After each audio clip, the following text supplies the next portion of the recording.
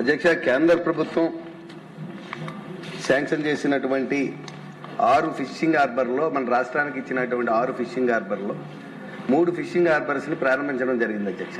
ఇంకా 3 fishing harbours pending లో ఉంది. అందులో ఒకటి బుడగట్లపాలెం ఉంటుంది అధ్యక్ష.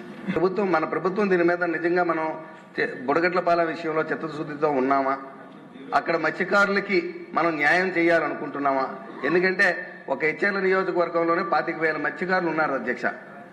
వాళ్ళందరికీ కూడా ఎక్కడో దూర ప్రాంతాలకు వెళ్ళిపోయి బతుకు తెరువు కోసం దూర ప్రాంతాలకు వెళ్ళిపోతున్నారు అధ్యక్ష. అక్కడ ఫిషింగ్ హార్బర్ ఉంటే సుమారు ఒక 5,000 మంది మత్స్యకారులకి డైరెక్ట్ గా, ఇంకో 10,000 మందికి ఇండైరెక్ట్ గా కూడా, మత్స్యకారులే కాదు మిగతా వాణిజ్య వ్యాపారాలు చేసుకునే వారికి కూడా మంచి ఉపాధి వ్యాపార అవకాశాలు లభిస్తాయి అధ్యక్ష.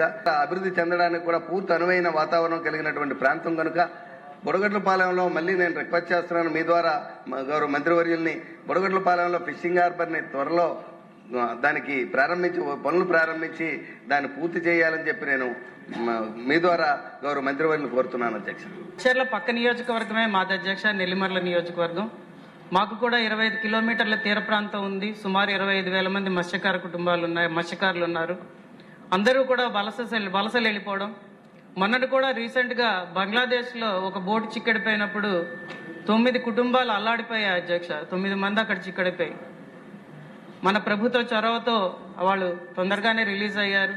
ఒరిస్సా బోర్డర్ లో కొన్ని చిక్కడిపోతున్నాయి. గుజరాత్, పాకిస్తాన్ ఇవన్నీ కూడా దృష్టిలో పెట్టుకొని మాకు ఫిషింగ్ హార్బర్ కావాలని చాలా రోజుల నుంచి అడగడం జరుగుతున్నది అధ్యక్ష.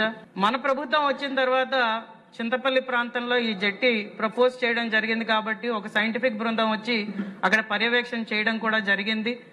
దాని రిపోర్టు ప్రభుత్వానికి అందిందా? అందినట్లయితే తదుపరి కార్యాచరణ ఏంటి?